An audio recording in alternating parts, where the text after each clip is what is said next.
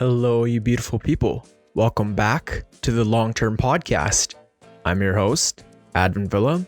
Today, we have swimming instructor, MacEwan student, and a great friend, Renton North. We will discuss overcoming a speech impediment, how a perspective shift can change everything, and time management. Everyone, welcome. All right, we are back with Renton North on the Long-Term Podcast here. Yeah, bro, welcome.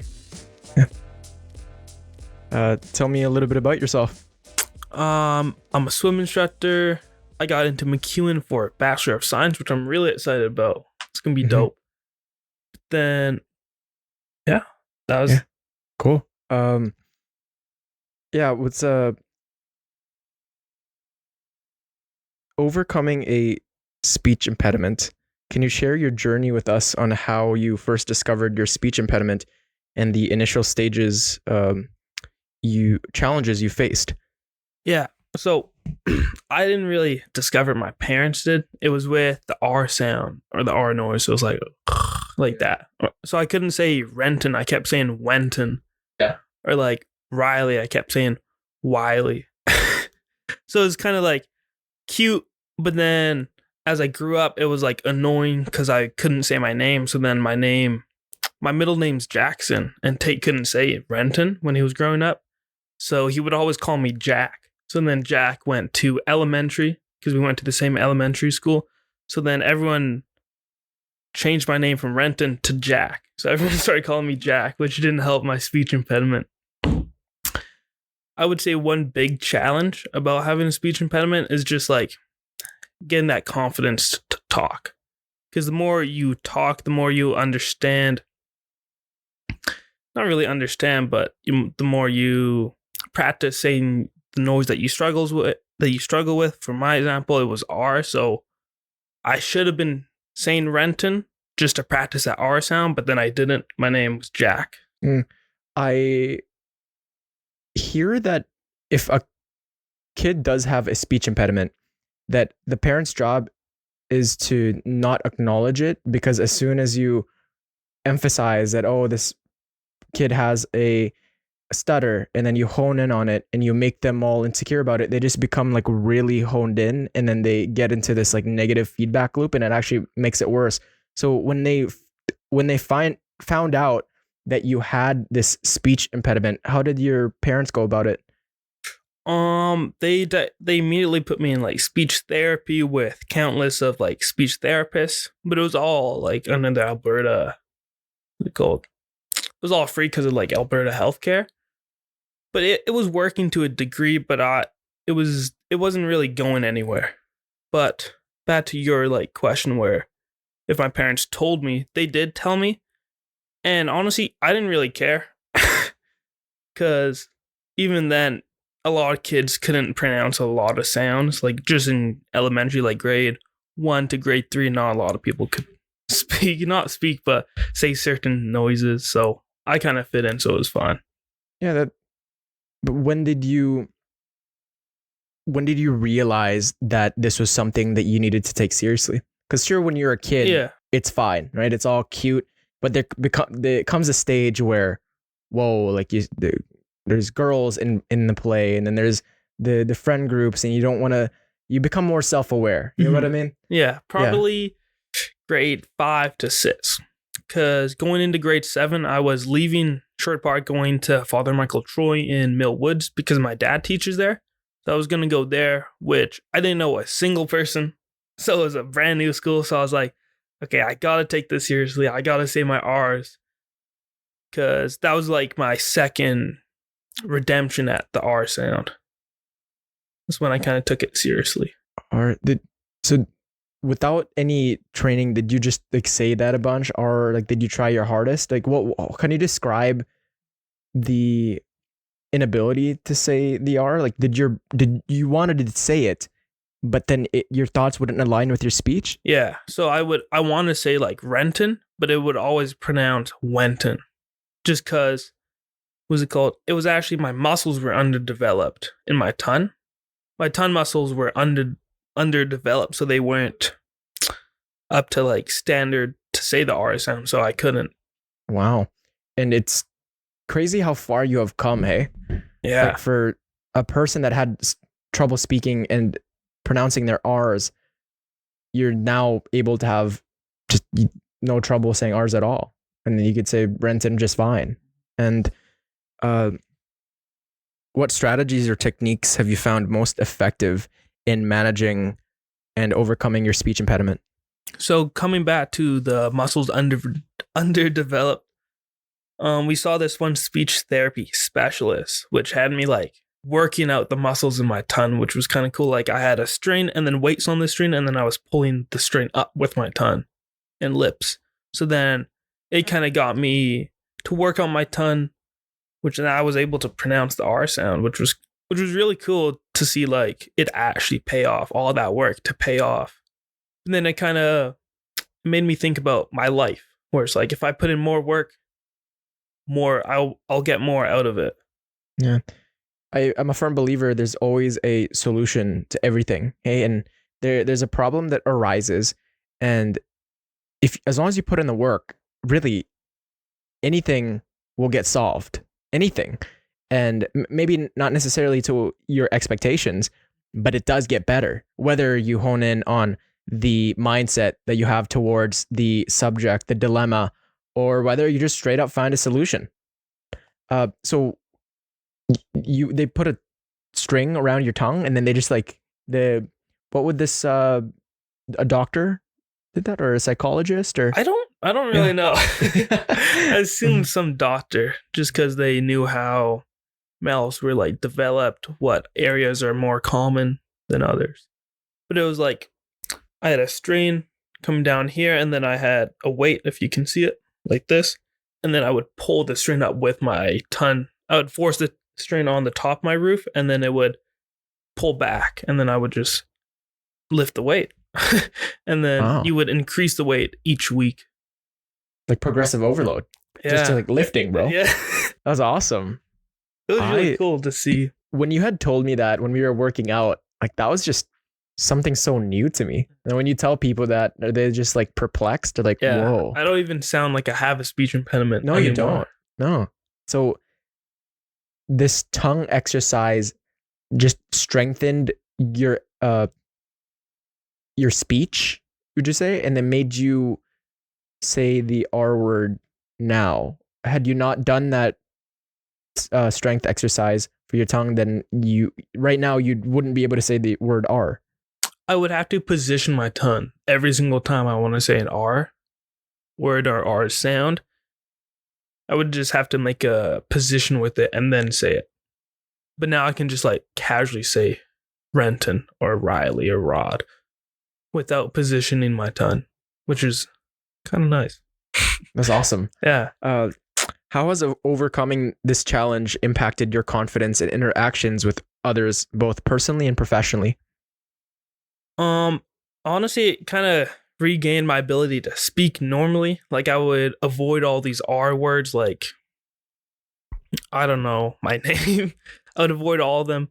But then now regaining the ability, yeah, I'm saying R's more often.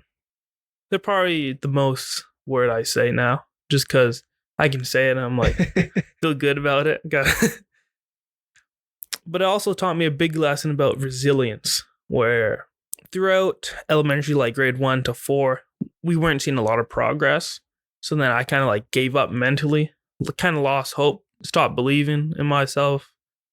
But then once we actually saw the speech therapy specialist and she showed us like results that she did, I actually regained hope a little bit. I was like, yeah, this might just work. This might just work for before I leave to grade 7. And it worked. I would hope. I kind of believe that you got to believe it mentally in order to overcome something. So like the speech impediment, when I didn't believe it, I wasn't going to overcome it. But then when I started to have hope and I started to believe in myself again, then I started to overcome it, which was nice. So I forgot where I heard this study from, where they submerged, they put rats in a bucket and just they were swimming, and then the the rats would just die. It was very inhumane after 10 minutes. But then they did another group of rats, and they would put the rats in a bucket and they would pull the rat out and they would pat the rat down and then put the rat back in and then just keep doing that over and over. And what they found out was the rat was able to swim for hours on end because there's that hope, right? Like you instill a hope in a person, they can go through just a great deal of suffering and pain, and they can just be disciplined and get through the tough times. Now, where did you get this hope from, this belief? I would say my dad, my parents, my mom, my dad, they really believe in not giving up no matter what. Especially my dad. My dad's like, yeah, no matter what really happens, even in MacEwan, like my current life, swim instructor, he's like, yeah, just don't give up. Just keep getting back up. Even if you get knocked down 1,000 times, just keep getting back up. Yeah. It's that Rocky quote, hey? It's not about how hard you hit, it's about how hard you can get hit, fall down, and keep getting back up and move forward. And I think that's just, you apply that with every single endeavor in life and you will succeed, hey? Like you think of your time back when you were just in your level 1 of swimming. Now you're full on swimming instructor. Like for me, man, I don't really know how to swim as much. I mean, I can tread water a little bit, I can do a front back crawl, but you know, if I kept working at it though, I know I'd get better. But even with school, right? With the gym, progressive overload, and it's that consistency where you just keep on going. Now, how have you taken that and applied that to, let's say, school or relationships, or just as a philosophy in life? Because I know you applied that you had mentioned MacEwan and your speech impediment. Can you go on to describe how that the mentality helps you? So not giving up, it reminds me of this anime. I told you at the gym, Black Clover with Asta, and his whole thing is never giving up. No matter what happens, he didn't give up. So then that, like in real world, like MacEwan, I kind of think about that every time I like doubt myself or something. I'm like, no, doesn't even matter if it goes my way or doesn't. I'm still gonna just do it.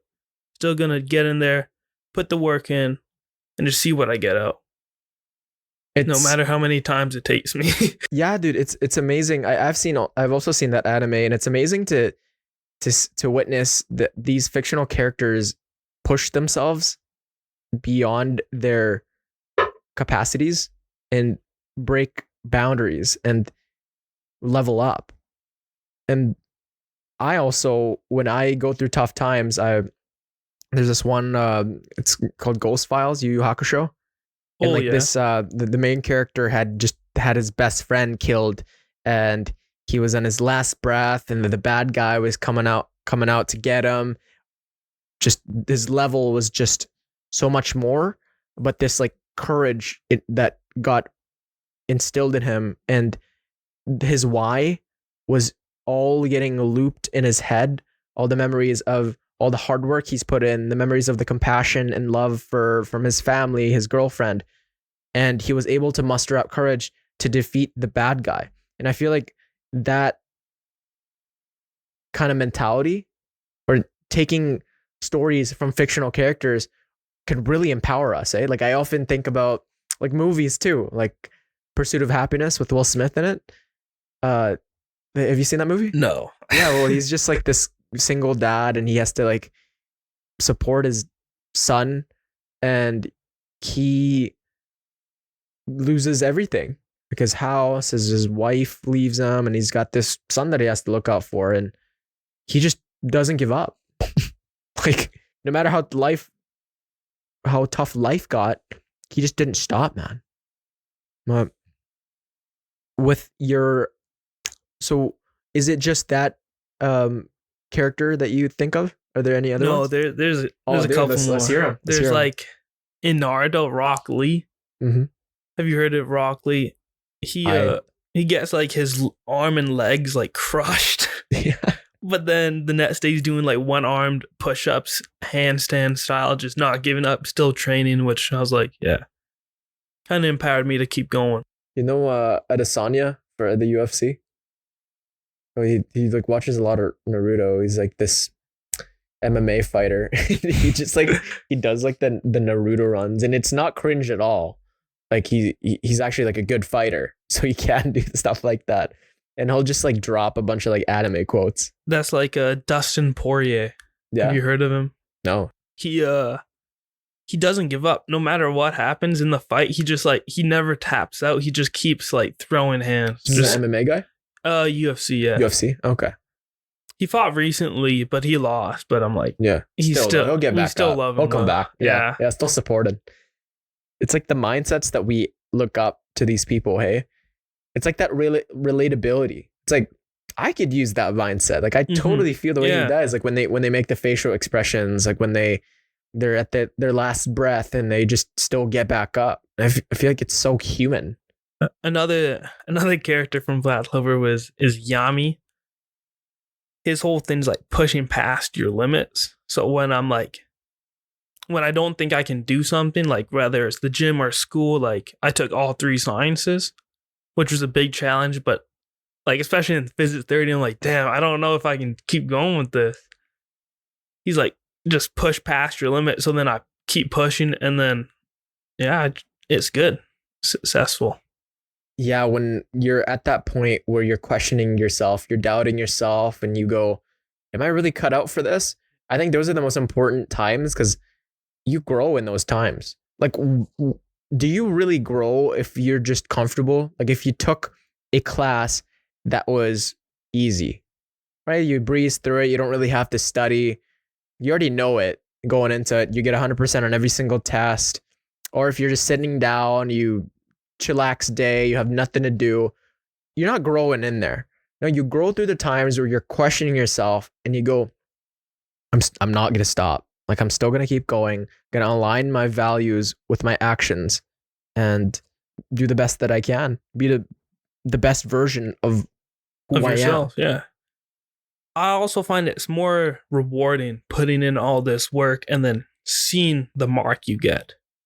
Wow, then compared to like you just walk in there, you just go to every class and you don't really put in the work and you just get an easy 100. I find it's more rewarding putting in that work and then seeing your mark, even if it's not 100, even if it's not the mark you want. The work is probably the most important because I forget what the statistic was, but it's 90% I'd say it's even 99% of lottery winners lose it all within 2-3 years because they didn't earn it.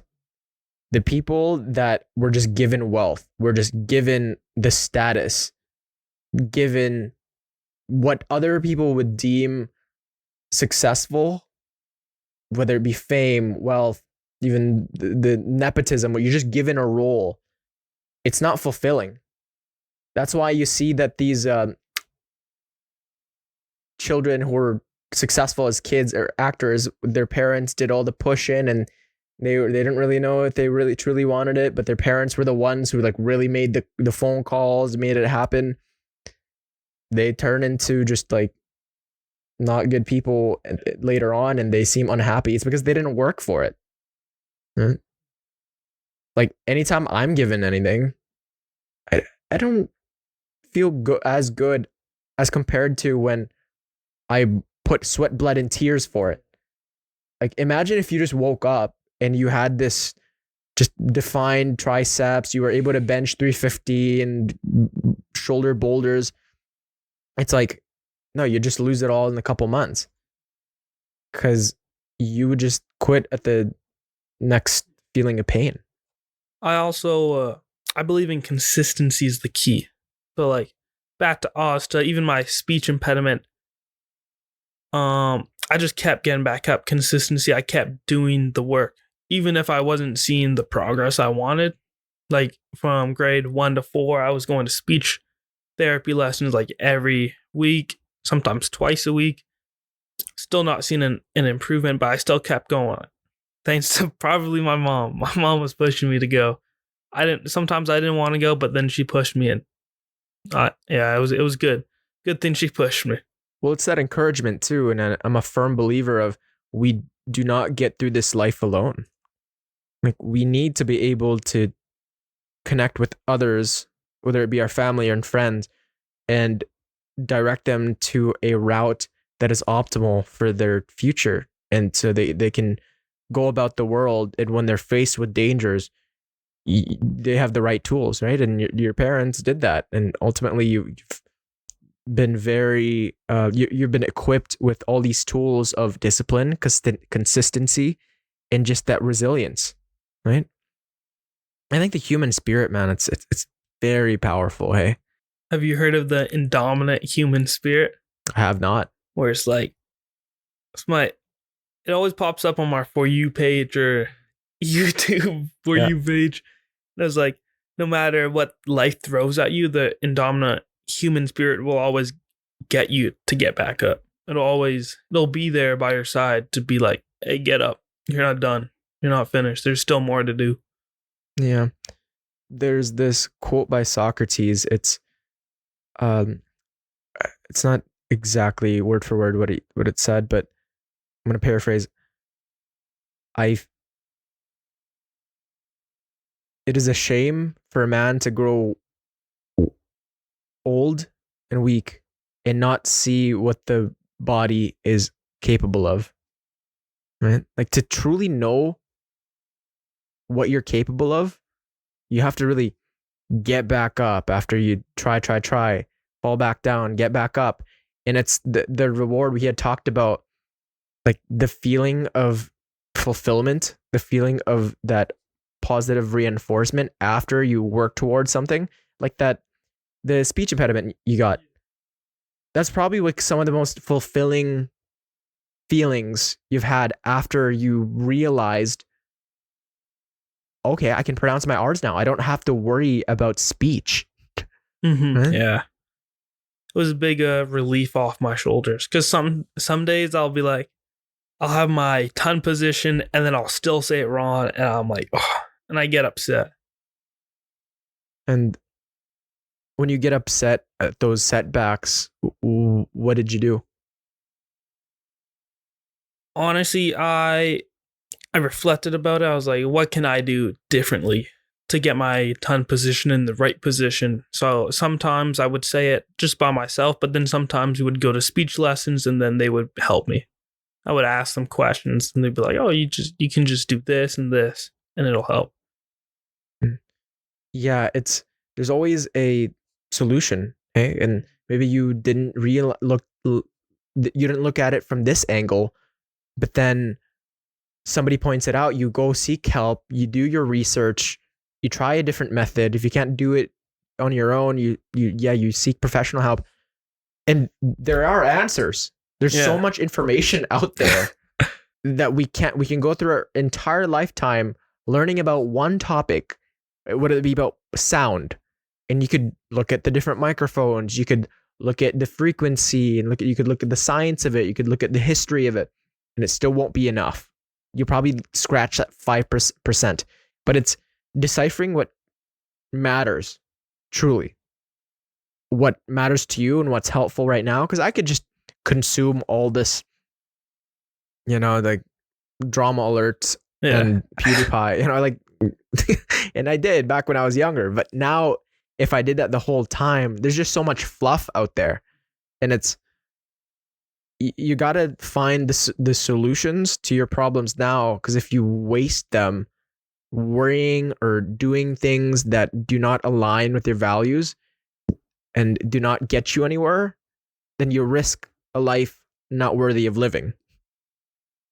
Or what's it called? You live a life that's not up to your standards. That is like incomplete almost, where it's like no one like sees that as incomplete, but you just feel that it's incomplete because you quit on something or you didn't complete this one thing that you wanted to do.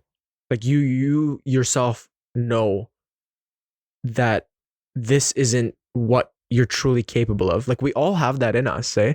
And even then, when I say I've tried my best, you could always go back and, wow, had I put in 20, 30 more minutes, I would have gotten 5% more in that test. If I just knew that one fact, if I had just gone and put on more effort, I would have gotten more. And that's true for every single facet. And I love talking about just putting that effort, man. Like that effort-based learning is just truly something that really gives me hope and encouragement. It teaches something. It teaches you something that nothing else will learn, that nothing else will teach you. What advice would you give to someone who is struggling with a speech impediment right now? I would say don't care. Don't care what others think. No matter, what's it called? No matter what they think or say, just don't let it get to you. Just keep going. Keep going to that speech therapy. Keep going to the specialist or whoever you're going to. Or even if you're just by yourself, look up ways to how to fix this speech impediment, or what's it called? Like long-term ways that you could fix it. Like with me working out my tongue, there's other ways that a person could fix it like that. So just do your research, see what's out there, and then just try until you find something that fixes you. Because that was what they did with me. I went to all these speech therapy sessions and different people, and they each tried like a different method. It wasn't working. They sent me to this person. They tried a different one. It wasn't working. Then they just like kind of gave up. But then my parents didn't give up. So then they went to the specialist, and then the specialist gave me this, and the specialist happened to get it right. It's kind of like a lucky gamble, I guess, on their part. But also, if there's all these ways, there's only one or so many that will work. So as long as you just keep going, keep trying different ways, one might just work. Yeah. From the inception to where you fully solved it, how long did it take? I would say grade 1 to grade 7. I also did go to Brighter Beginnings. So that they could have said, yeah, your kid has a speech impediment there. And then from there to grade 7. So I want to say like 8-ish years. 8-ish years. Wow. That's just a long time. Almost half my life. I'm starting to think about it. Yeah, but you just never gave in, never gave up, and you had the support system, man, and you did the work.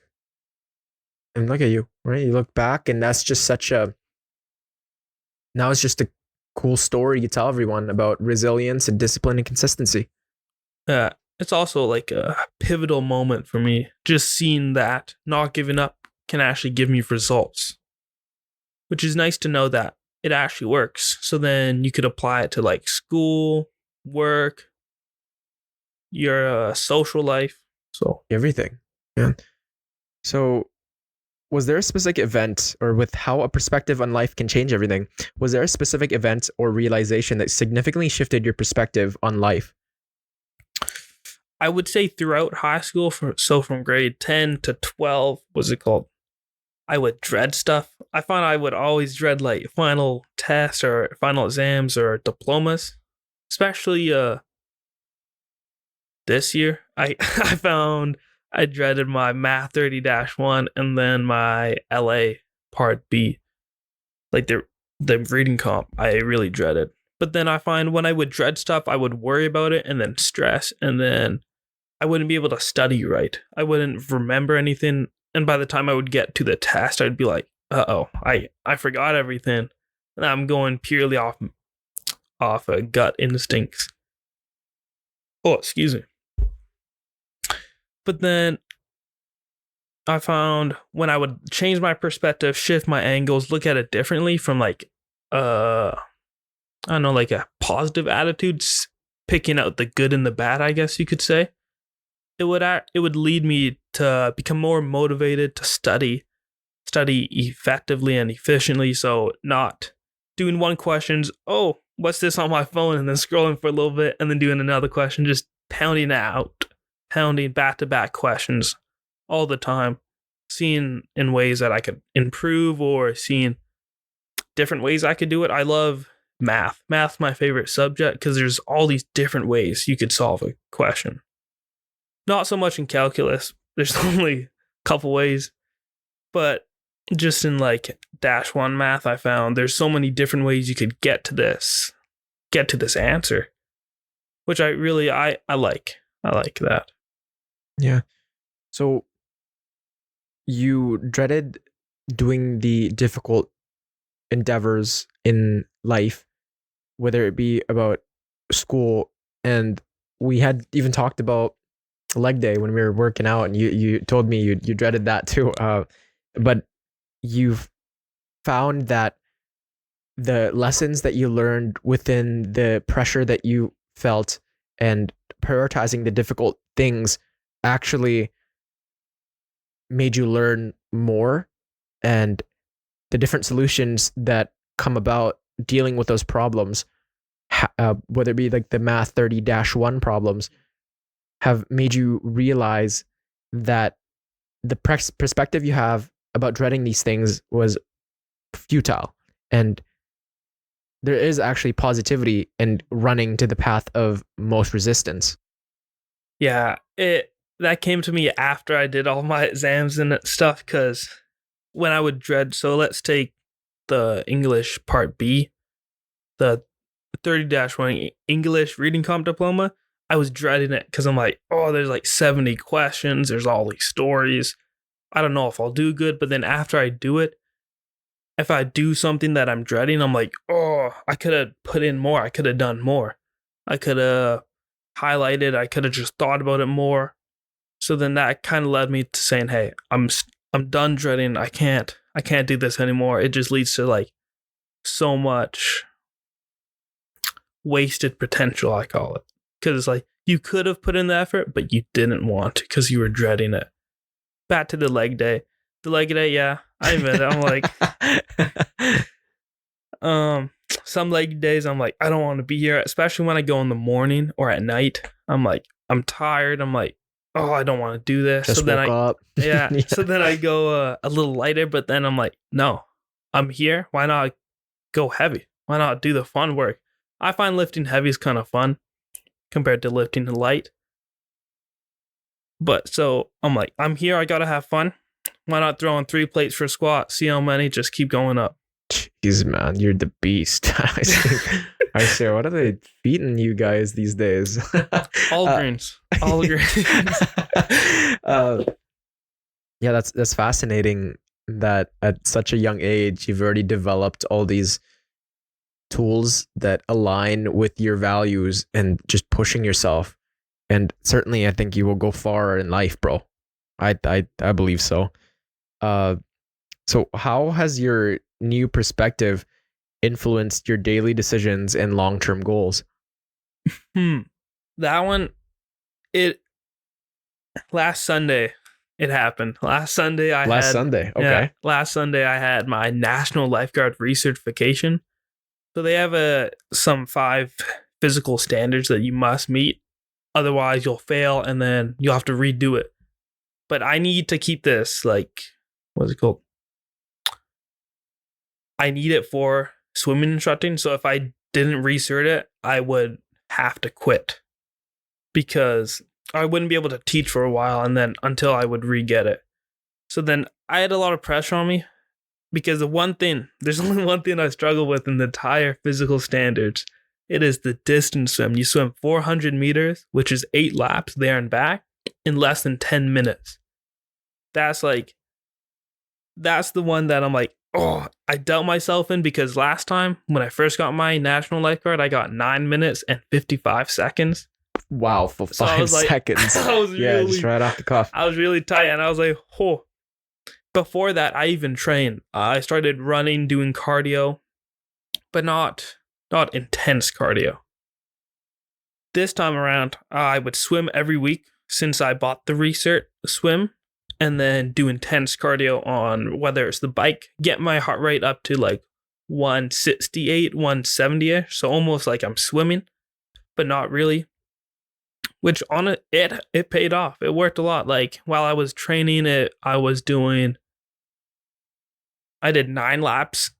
So 1 extra lap in 9 minutes and 40-ish seconds. And then After that, I got 8 laps in 8 minutes and 30 seconds. That was the best I've ever gotten. PR. Yeah. Congrats. Congratulations, man. Thank you. But then while I'm doing it, my tummy, man, my stomach, I started getting like this anxious, butterfly, nervous feeling just before I went, which I was like, I started doubting myself. But then I'm like, because I was dreading it. Deep down, I knew I was dreading it. It felt the same as the diplomas, the final exams. But then I'm like, no, I can't dread it. Otherwise, I won't get the time. But also, if I didn't get the time, I would have just kept going. I would took like 5-minute break and then redid it. 5-minute break, redid it until I got it. Doesn't matter if it was like 9:59, so like right 1 second under, I would have still kept going. But back to it. I saw the good. I just thought, I was like, okay, I gotta think about it. I gotta think about the good on this. If I pass this, I get to teach more lessons, influence more kids, just honestly just help more. I love teaching. I love seeing how you can adapt yourself to different kids and seeing how you could do this to help them when they swim. So then that kind of like motivated me to be like, hey, just think about this. Just think about the distance swim like training. Just think of it like you're at MP, don't really care about the time, just swimming for that pace. Because the big thing, and I think the big thing in the distance swim is you could bust out 3 laps of front crawl, but then you're dead for the last 5. So I find you gotta spread out your energy throughout the 8 laps. That's like what I think is the best strategy. So then I thought about it like that. I just started off strong, but then slowly I went strong, slow, and then I kind of like minimized. So I wasn't losing energy or I wasn't gaining energy. I was just constantly going, which was a good pace for me.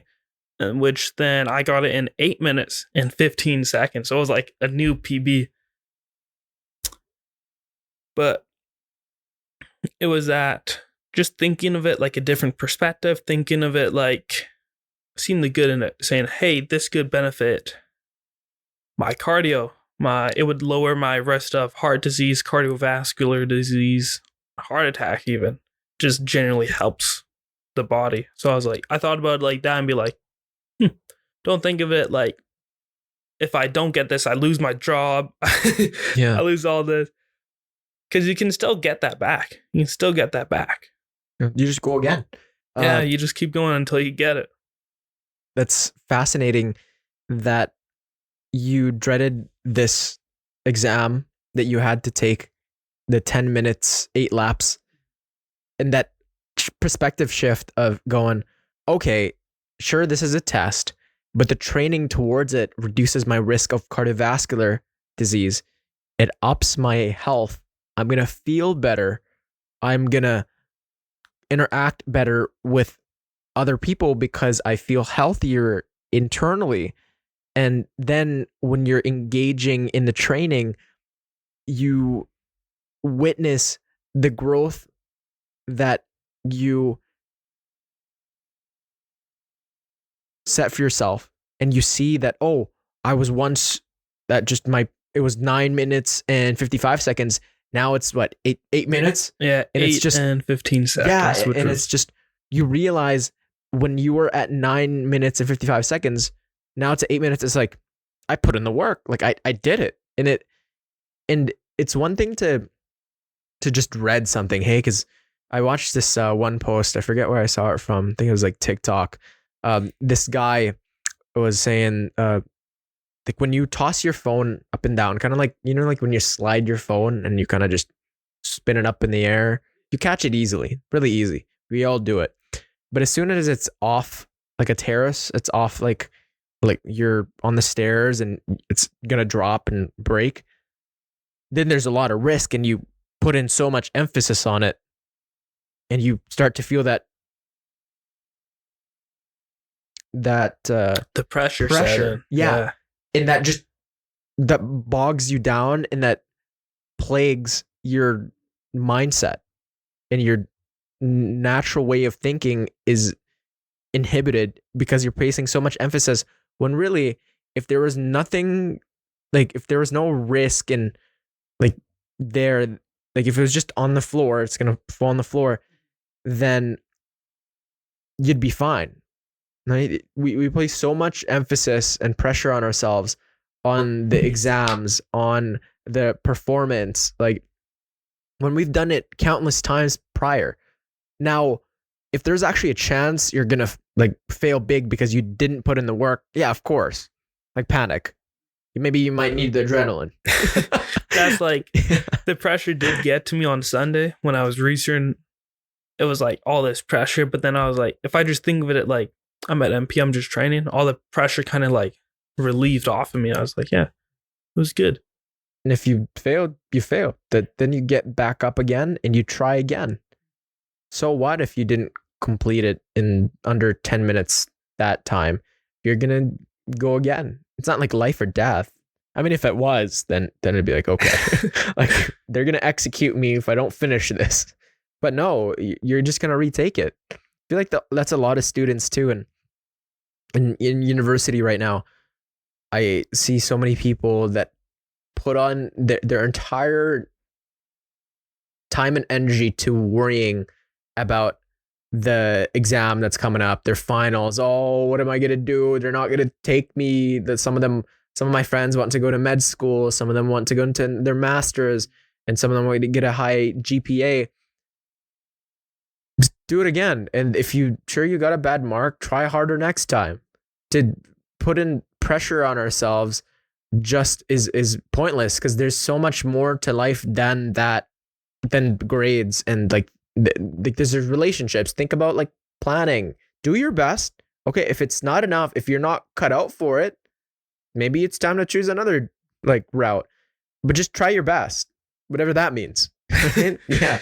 No, I agree. I find whenever I do something important, like a test, or I want to lift this certain weight at this day, I find I would get all this made up pressure, this mental pressure saying, oh, I got to do it. I got to get this mark on this test. But when I get all this pressure, I get a terrible mark. But then I find when I have like no pressure, I'm like, oh, if I walk in there confident, I'm like, yeah, I got this. I can do this. Then when I'm like more relaxed, chilled out, I'm like, yeah, I get a good mark. And I'm like, then I kind of carry that outlook on life to everything now. Yeah. If you're going to that event and all you can think of is, oh, what are the people going to think of me? Oh, what's going to happen? There's all that uncertainty. Life's always going to be uncertain. Like, you don't know what's going to happen. Whether it be like, if you knew everything that was going to happen, then what's the point? It wouldn't be fun. It wouldn't be fun. Like, you go into a test, you already know you're going to get 100%. You go into the workout, you know you're going to hit that PR. You go to that family event, everybody's just going to like you. Like, then it's just, what are you going to train for then if you just know if everything's going to fall in line? That's why we try, so then we can reduce the chances of failure and increase the chances of success. And that's the game we all play. We're just going to play it right. Can you give an example of a situation where your changed perspective led to a positive outcome? Honestly, the big one would be the research. I think that's like the most recent one, because I just had to change my outlook on it and then be like, yes, as long as it doesn't really matter what I get for the time, as long 10 minutes is under 10 minutes, the lifeguard told me. Like Aaron, I think his name, not Aaron P. Pinkowski? No, not him. This is a different dude. But he was like, yeah, 10 minutes is under 10 minutes. So don't worry about the time, just get under 10 minutes. And I was like, that helped me. I was like, yeah. I thought about it. I'm like, yeah, just get under 10 minutes. Doesn't matter if it's 9:55 again, 9:58, 9:59. Just as long as you get it. You know? Another one would be, I would say, the gym. So I kept plateauing on bench. I kept looking at it. Oh, I'm just going to hit this amount of weight for this many reps every single week. I just had like a negative outlook on chest day. I know, the best day. Not even leg day. I was like, what? Not even leg day, bro. It's a chest day, man. You're dreading the chest. I know. Day. I was like, it happened for leg day, and chest day. Leg day had happened a year ago, and then the most recent one would be chest day. I kept like plateauing. I wasn't seeing any improvement. But then if I just look at it differently, being, hey, I am making improvements. I just got to switch up. Just shock the muscles. Like go from barbell bench 1 week and then try dumbbell and then try Smith machine. Try all these different pressing movements just to get that mental block out. Because now I'll do bench on one day and then a different style of bench on the other day. So it kind of gets that mental block out of my mind where it's like, I'm just going to bench this weight for this many reps. But now I'm like, oh, it's kind of like a mystery. Because I'm like, last chest day, I didn't do this.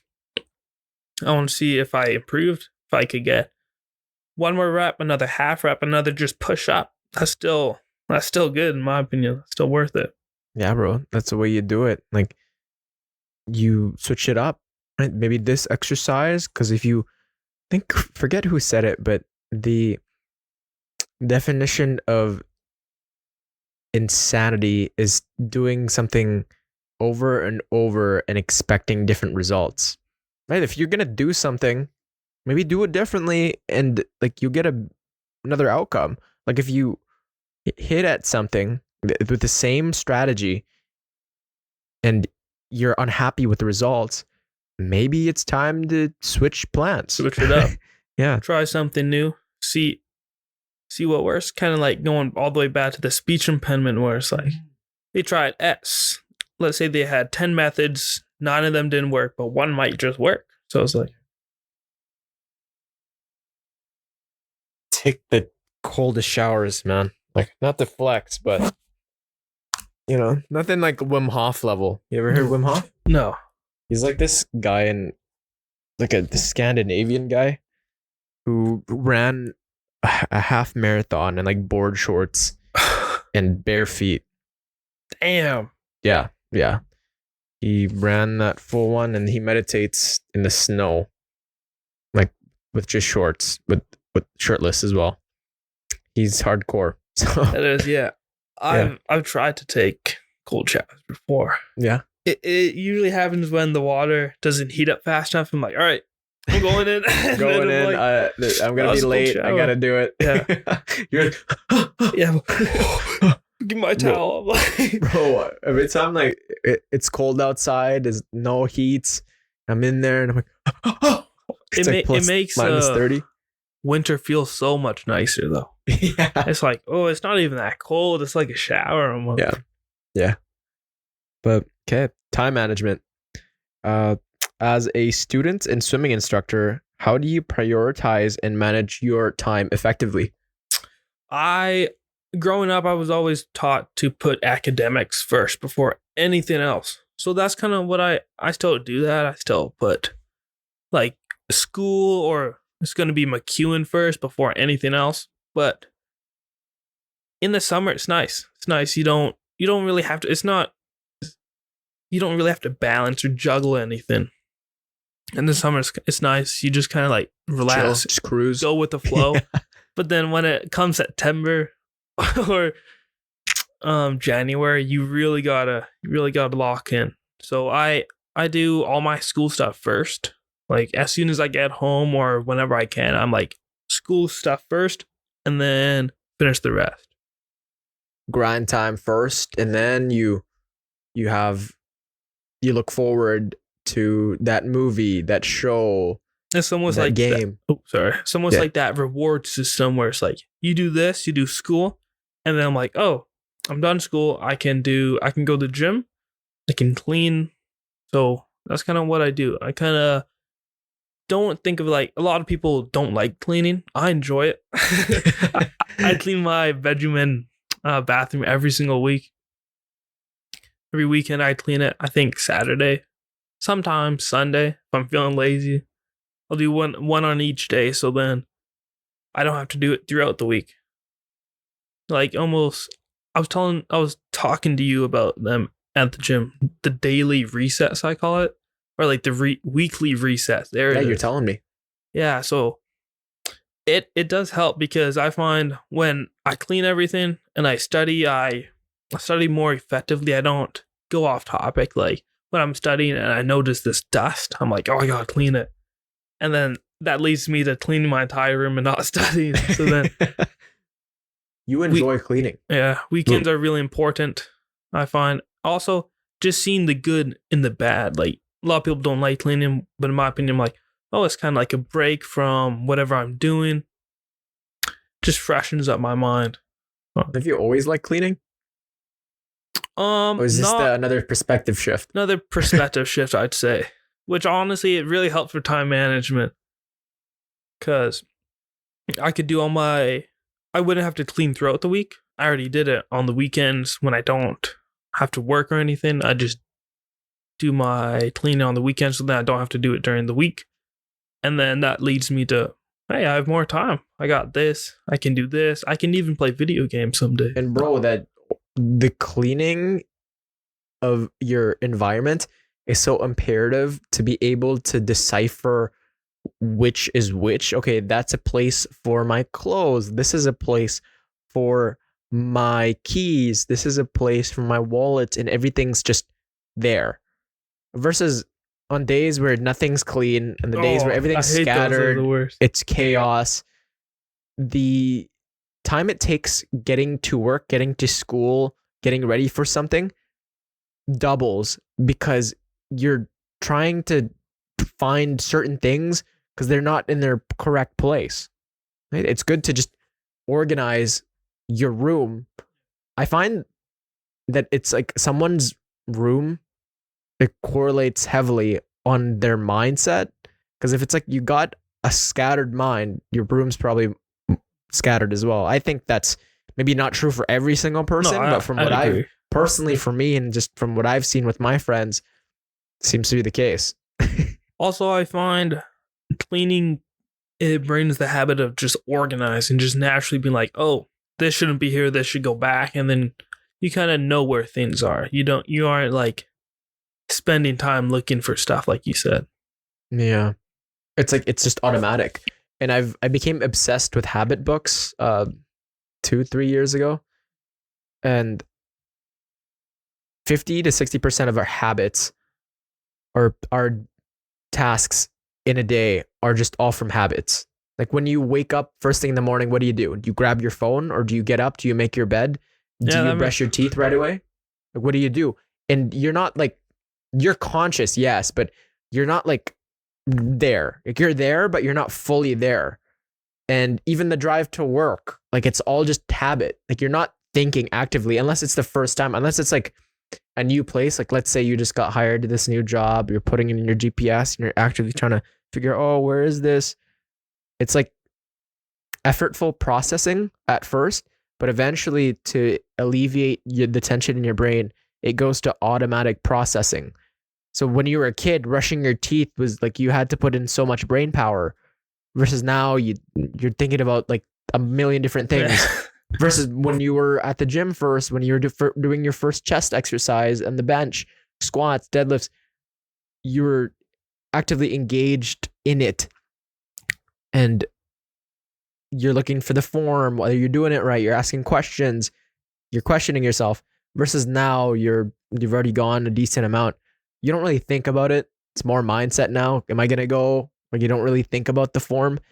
And that's with the habits, like making it easy for us, right? Like cleaning your room and just like that reduces so much clutter and it gives us more time and it actually frees us. It's almost like making a routine with yourself where it's like, gotta do this, gotta do this. I find when I make that routine, it helps. It helps a lot. It gets me to do stuff where I'm like, I still haven't done it.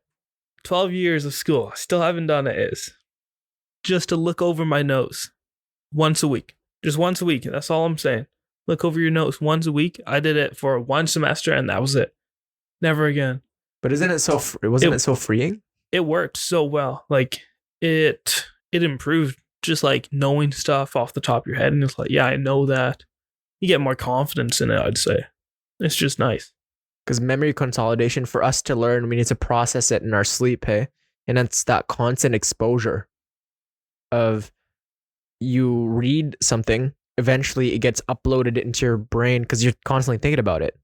Like, could you imagine how insanely dangerous you could be writing those tests if you just thought about that the entire time? You'd just be getting 100% on every single test.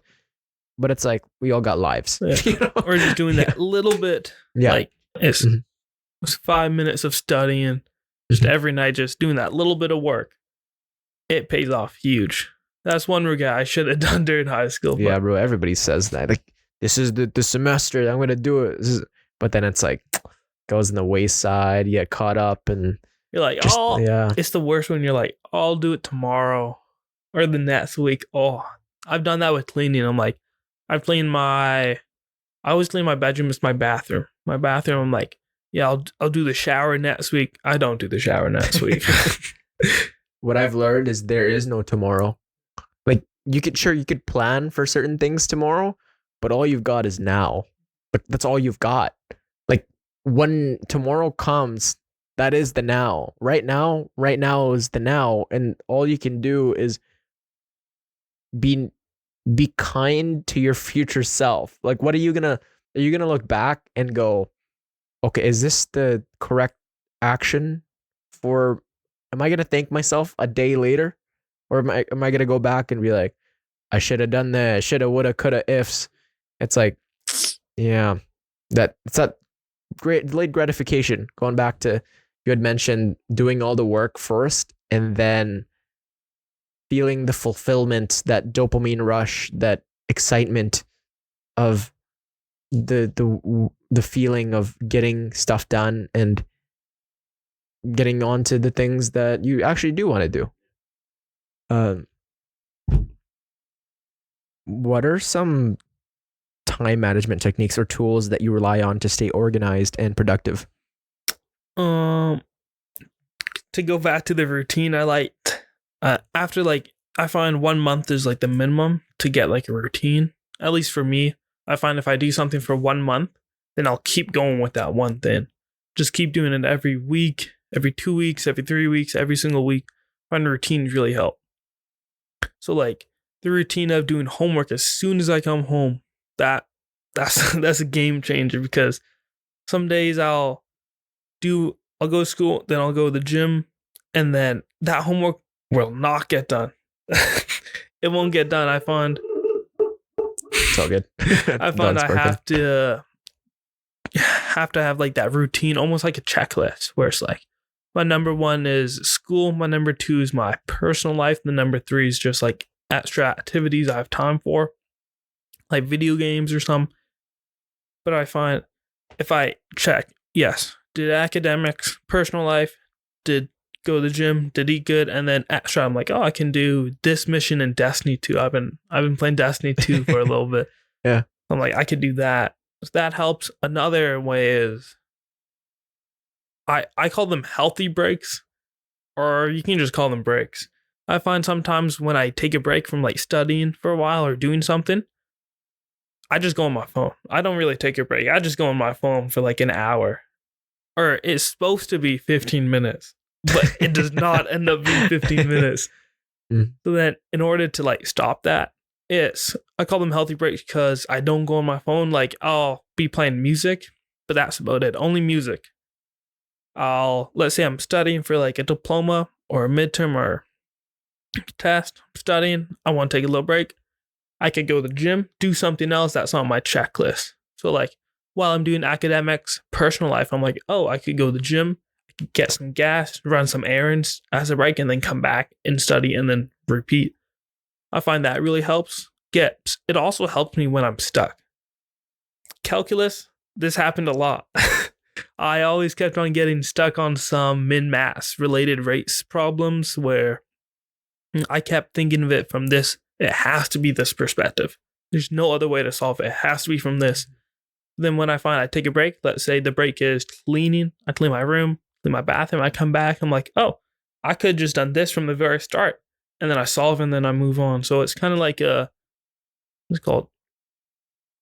It removes that blockage. You like marinate in Yeah. that question. Like those little healthy breaks you have, instead of going on your phone and depleting more energy, you give yourself some time to ponder. Or I'll eat. I'll eat.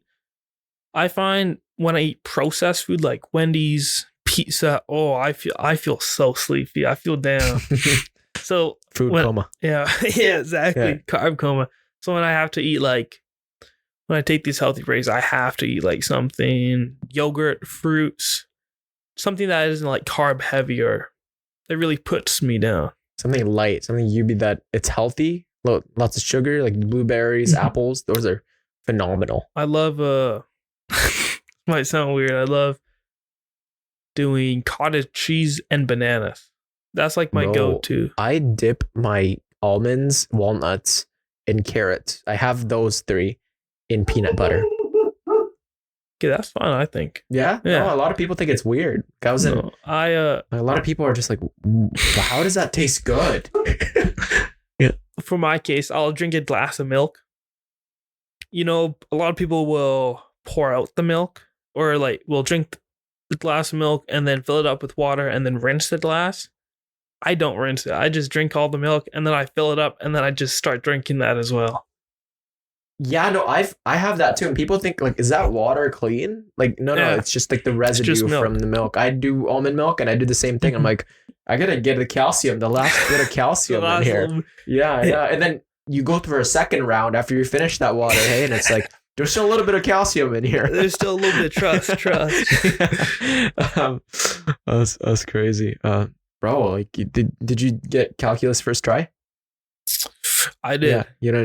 Yeah, you don't have to drop out of it. No. For first time. I am taking it in university because it was either I take linear algebra or calculus.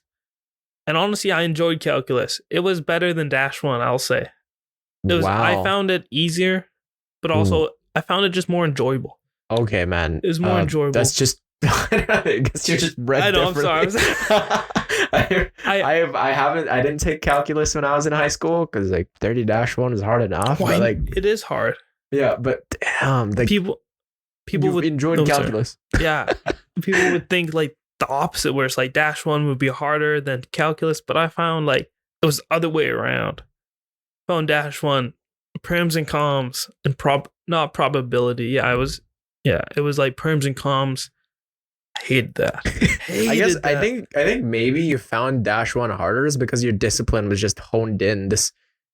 As it seems like the more wisdom Renton has in his psyche, just the easier, harder things get at.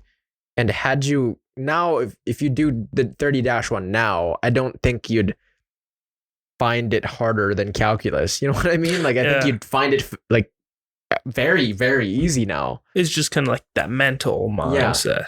And it's kind of, you got your discipline of going home and starting school right away instead of having that mental battle of, okay, I'm going to do video games. Maybe I'll eat a little bit. Maybe then it's 2 hours later. No, you just bite the bullet and you go. And then you can enjoy the things later. And I think that's what's worked for you in calculus and your other classes. Despite the busy schedule you've got, it worked out, man. That I'll admit, calculus did get me in the first semester because I had physics 30 in calc, and that was all. I took -1 / calculus is like the all year program they have at ABJ. And I was like, just every ounce of my mind was just all physics. I didn't care about math because I was like, I still got the other term 2 to recover it all. So I'm like, okay, this is just all physics. And then my calculus started. It took a hit, I'll admit it. And then I couldn't replace it. He was like, yeah, there's no replacement test. So I was like, oh, so it's like high stakes. Bro, but it was good. They had you in the first half, but you made that comeback, right? Mm-hmm. It's all about like how you end. It's all about how you take that. And that was probably like a warning going, okay, if I keep going down this route, it's going to be a catastrophe. But if I change something like studying more and finding different strategies, it's going to be better. How do you balance your academic responsibilities with your personal life and extracurricular activities? I kind of number them off, almost coming back to like that checklist idea. I'll number them off, being like, number 1 being the most important, number 2 being middle, number 3 being like, if I have extra time, I'll do it. So And I you find said school is number one Yeah. priority. So like when I'm done anything in school, that's number 1. I scratch that off. It's all mental. And then number 2, personal life or personal goals. I'll just start working at those. Like the gym, some buddies, just seeing what they're up to. And then number 3, going, honestly, just playing video games, just chilling, relaxing. Relaxing is always nice, in my opinion. I'd say the number 3 is just as important as the other 2, because if you focus too much on one, you're just not going to have a social life. You're not going to have time for yourself. Focus too much on number 2, then you're not going to have you time and your grades are going to suffer. So it's that continuous balance of all 3 and allocating the energy that you have to your number 1. And then also for the summer, there's no school, so you're allocating your time and energy towards number 2, and you have more for number 3, to which then you have to go into number 1 more when September starts. Another thing you could do is like each day you think of it like a different number, where it's like Monday is number 1, all school. Tuesday is like personal life. Number 3 is just like a break, just nice easy break, and then you just repeat it. So like Thursday would be number 1 again, focus, you're locked in on school. Number 2 would be friends, family, loved ones, and then number 3 on Saturday, it would just be like, oh, you take a little break. That's nice. It's like a clear, you get rid of the brain fog. Not frog. Frog. Yeah, fog. Fog. Did you develop the system yourself? To my knowledge, yes. But also, I will say I see what my parents, what my brother does. Just kind of took like aspects of what they do, and then what my mom does, what my dad does, what my friends do, what my girlfriend does, and then kind of combine it into my own, like something that fits me. It's not like a one size fit all time management, I find. Well, that's in time management and the different strategies that we go about life. Hey, maybe this diet doesn't work for you because it just doesn't work with your stomach. It may work phenomenally well for this type of person, but maybe relaxing for someone is Going to the gym, or like meditating or reading, or like somebody's priority may not be school. Maybe they really like dancing. That could be their number 1. And it's allocating the time and resources that align with who you are and what you want to follow a route that is true to you. And there's so much pressure on us to be able to go do this and do that. It's good to step back and have some you time, where you can just sit back, relax. And I feel that a lot of people don't have that structure. Hey, like I've talking to a lot of people, it seems like you have the 3 things, and you've deciphered which to embody from your surroundings, from the North family, like how they go about their lives, and you extract things that are optimal for you. Yeah. Right? Because maybe they do certain things that you just don't find joy, you just don't really like. And then you just get rid of that and you go with, oh, okay, they do this habit, I'll extract that. And I do the same way with my dad. He really loves to research. Well, and that's cool. Yeah. And like when he finds a certain thing, and I've extracted that habit of just Googling certain things, watching videos, and kind of going back to that philosophy of never giving up. I've absorbed that from him. But he loves watching Ukraine and Russia all the time, and I just can't have too much negativity. Like I care about the war efforts, and I agree. All my respects to them, and it's tough what is going on in the world, but I just try to stay away from the news. Like I'll support, but my dad just loves that. He's a big advocate for that. He loves watching movies. He has a certain diet that he follows that I don't really follow because it doesn't work for me. That's like my mom. My mom's big on plants. She loves plants. Same with my sister. Actually, when I read that on your the Google Doc that I sent you, but my sister's like, yeah, get him to show him my plants. Like, really, she's got a lot of plants that she I wants to show. got 3 plants, a cactus, a bonsai tree, and then a coin money plant, which my mom gave me. A coin money plant. It's like they grow and then the leaves are like shaped like a coin. Which is pretty cool, but I picked that up from my mom, so I've been on top of that, which they kind of like remind me when they get dry, I'm like, okay, I gotta water them. That means, well, they're watered, I got clean because they're already off my desk. I'm like, oh, I see some dust. Why not just clean right now? So it kind of reminds me to do stuff as well. Another thing was,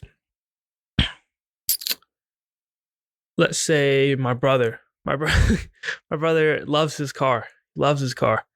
Yeah. So he kind of inspired me to do. I'm like, oh, okay. He has this done on his car. We both have the same car. We both have a Honda Civic 8th gen. So we're like, when something he does, I'm like, oh, I kind of like that. I might steal that, but then change it to my style. Something that I enjoy. Make something it original for you. Yeah. You're not just a copycat. Yeah.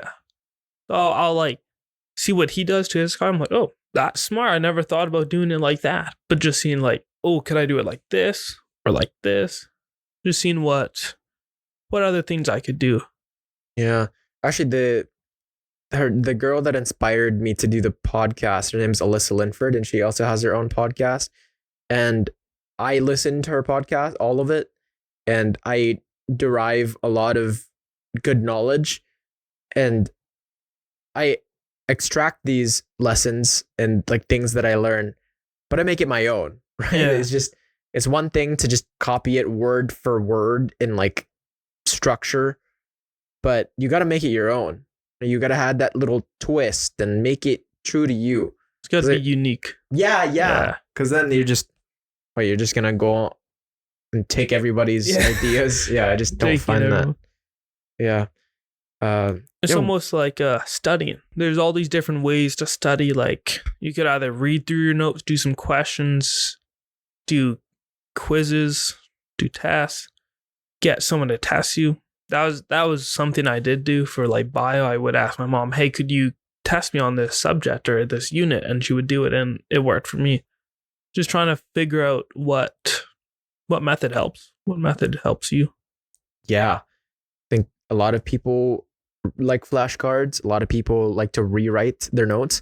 See, when my first year in university, I just finished my second one, I've learned that a lot of people rewrite their notes. You ever heard of that? Do you do that? I do it. I only do it for subjects that I'm like, yes, I got to memorize that. How do you like rewriting your notes? Like that's just, why not just read it?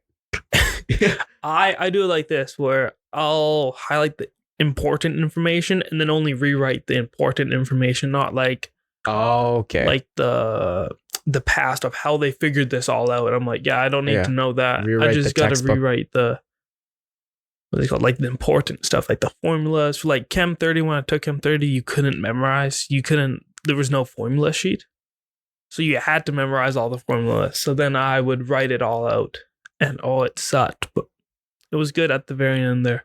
Yeah, dude, we try all these things, and you just really got to extract the best thing for you.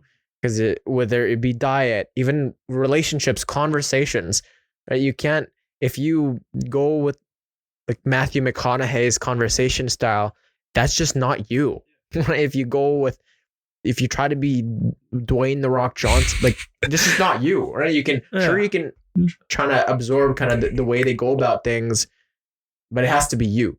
Yeah, at the end of the day, you have to really just be you. Yeah, that's pretty much it, bro. People will love you if you just be yourself. You don't put on like a face or what is it called? A filter? Yeah, a filter. Yeah. Just be yourself. If you go into a setting, an event, looking for validation from others, then maybe you'll get it, right? Maybe you'll get it and you'll feel good. But that feeling that you get is because of other people. But if you go into that event and you just be yourself, you do the things that are true to you, maybe people will react badly. Maybe they're just not for you. And if they act if they reciprocate in a positive way, you feel good about you because you are yourself. Mhm. Right? To wrap it all up with the speech impediment, like one thing I think why I didn't get down from the speech impediment was like I was just being myself. I wasn't avoiding the R's, and no one really questioned about why I wasn't saying the R's. I was just like, didn't really care if I said my R's or anything. I was like, yeah, I'm good with explaining it to them. But now it kind of saves time where I don't have to explain it. You've come a long way, man. Yeah. And I'm very proud of you. Thank you. And you've done a lot of self-work, and you're still very young, and yet you're so wise. Like your dad's always a beast at the gym, and your brother Tate actually asked him to come on. Just, man, you guys have so much wisdom at such a young age. You already know so much, and you'll continue to just keep striving for more. Thank you. Of course, I'm proud of you. I love this podcast. Thank you, This buddy. podcast Thank you, is man. great. I love your the support setup. too, man. You've been so supportive. I course. appreciate it. Appreciate you. But yeah, any last words, or was that? Yeah, I guess that was to wrap things up. I'm good. Yeah. With that. And yeah, as always, to everyone listening and watching, there is a place for you in this chaotic world. Never lose hope. Strengthen your faith and keep it long term. Peace. Keep it long term. Hell yeah.